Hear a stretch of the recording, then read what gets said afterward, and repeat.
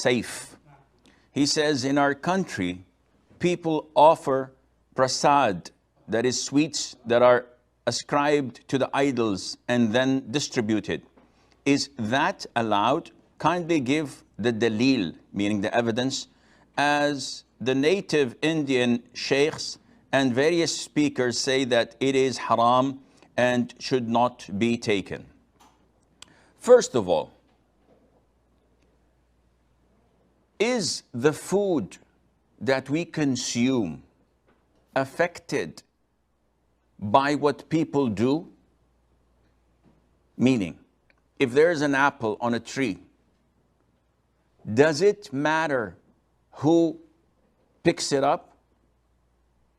Whether he's a Muslim or a non-Muslim or an idol worshiper or not? If he takes this apple and puts it in front of his idol and he recites his prayers, will there be anything affecting that apple?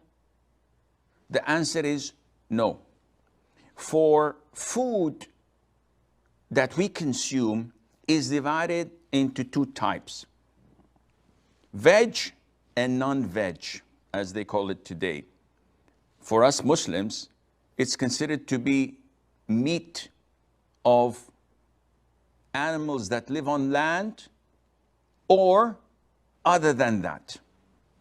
What do you mean by other than that? Meat that is of animals that live on the ground, on earth, that are halal to us, such as cattle, livestock. So cows, camels, sheep, goats, all of these are halal. Things that we hunt, such as deers, rabbits, also birds that we slaughter, chicken, goose, ducks, whatever. These are meat that are halal for us, and they live on earth. There are other creatures that live in sea, in water, and these are halal altogether, regardless of their nature or their names. So sea dog, sea pork or pig or whatever, sea lion, all is halal. You don't slaughter it. Anything that lives in water, you can eat it once it's dead. Sharks are halal to eat. Whales, etc. Pardon me. So the sky is the limit. These are the meat. Also, there are animals that are prohibited for us to eat, such as animals that have claws and are predators, like lions, tigers, all these predators that hunt. And also birds that have the same, such as larks, hawks, eagles, etc.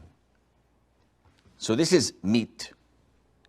Other than that, it's vegetables, fruits, or food prepared from such vegetables or grain or whatever is available.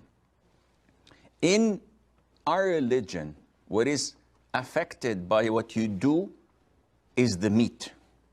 So if I slaughter a dog, I cannot eat that, even if I say Bismillah, Allahu Akbar. If I find a cow that fell off the cliff and died, I cannot eat that because it's not slaughtered and the name of Allah was not mentioned.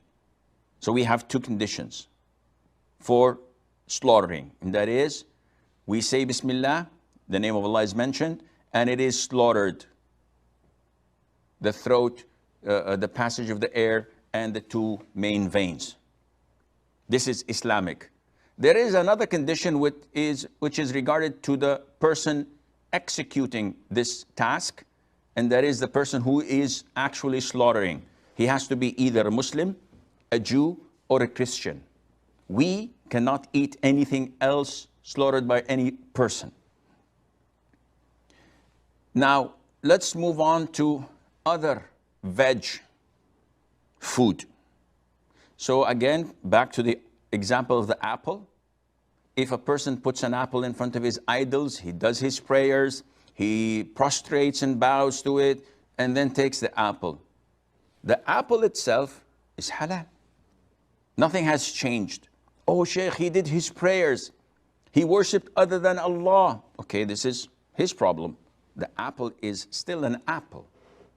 So, having said that, if a non-Muslim sends us food, and it is veg food, it's vegetables, fruits, sweets, anything that does not have animal ingredients in it.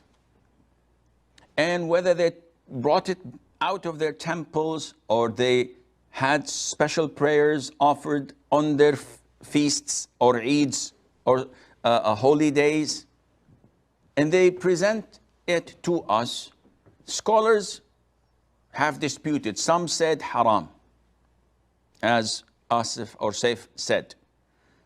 Other scholars said, no, the food is halal itself, but there are a number of preferred conditions. So if accepting it is for the sake of being good to the one who's good to you, this is recommended.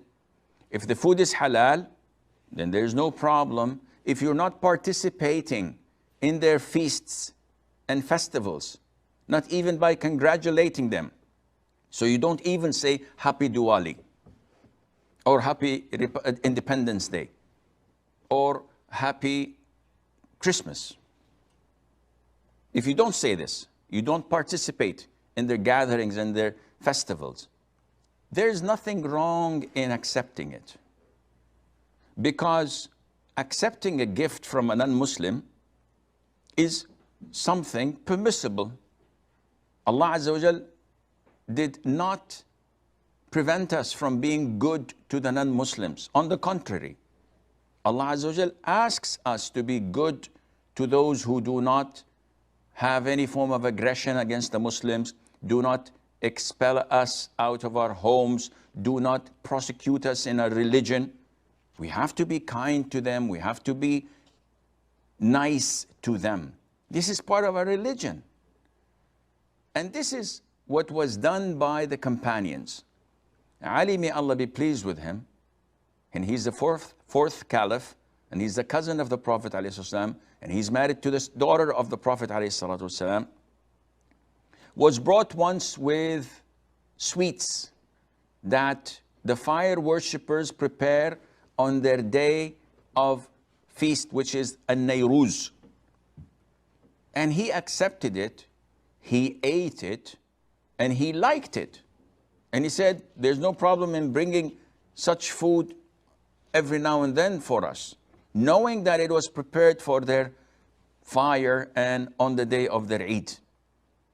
Aisha, may Allah be pleased with her, also was asked about the gifts given to us by disbelievers on their days of feast. She said, as long as it is fruit, there's no problem, meaning that it is not meat.